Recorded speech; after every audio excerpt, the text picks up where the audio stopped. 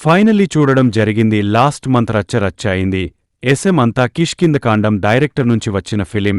ఇది మొన్న streaming date చెప్పిన దగ్గర నుంచి వెయిట్ చేస్తున్నా. ఇక నెక్స్ట్లో షో వేసా. ఇందాకే నాకైతే అంతేం అనిపించలేదు. ఎవరేజ్వన్ అంతే.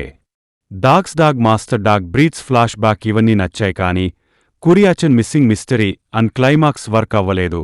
నాకు మేబీ అంత ఇంట్రెస్ట్ క్రియేట్ చేయకపోవడం వల్ల ఏమో సెకండ్ హాఫ్ నీరసంగా సాగింది. అండ్ డాగ్స్ పాయింట్ మీద సినిమా వచ్చింది కాబట్టి ఇలాగే ఒక సిరీస్ ఉంటది మలయాళంలో, అది కూడా కేరళ క్రైమ్ ఫైల్స్ సీజన్ 2. అది ఇష్టం నాకు. మంచి ఎంగేజింగ్ క్రైమ్ థ్రిల్లర్ చూస్తే చూడండి. ఎకో మూవీ ప్లాట్ గురించి వస్తే కురియాచన్ అనే అతని గురించి. తన పాత స్నేహితుడు హిల్ స్టేషన్ అయిన ఫారెస్ట్ ఏరియా దగ్గరికి వస్తాడు. ఆ తర్వాత కొన్ని మంత్స్ అయ్యాక స్టోరీ అనేది మొదలైంది.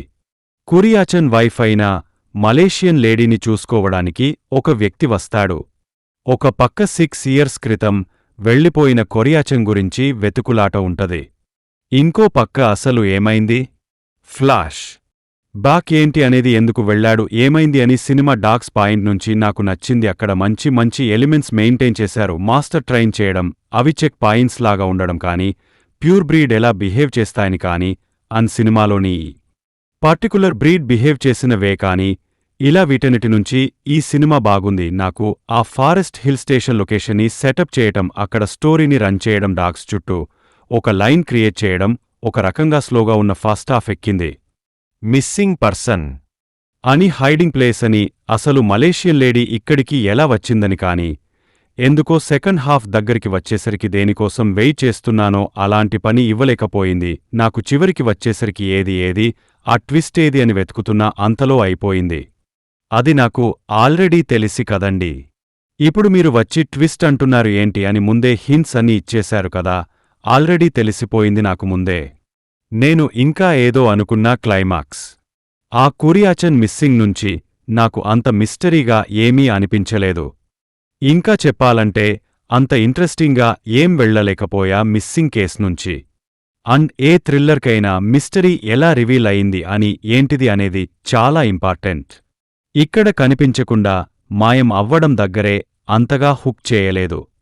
పోనీ క్లైమాక్స్లో ఏమన్నా ఉంటదా అంటే అది లేదు. అంతా ప్రిడిక్టబుల్గానే ఉంది. సెకండ్ హాఫ్ దీనివల్ల ఫ్లాట్ ప్రెడిక్టబుల్ అండ్ ఓపిక నశించిపోయిందనే ఫీలింగ్ కలిగింది తప్ప సర్ప్రైజ్ చేసింది ఏం లేదు. క్లియర్గా చెప్పాలంటే డాగ్స్ మాస్టర్ అదే పోర్షన్స్ నుంచి బాగుంది. కురియాచన్ మిస్టరీ అని క్లైమాక్స్ అయితే నాకు వర్క్ అవ్వలేదు.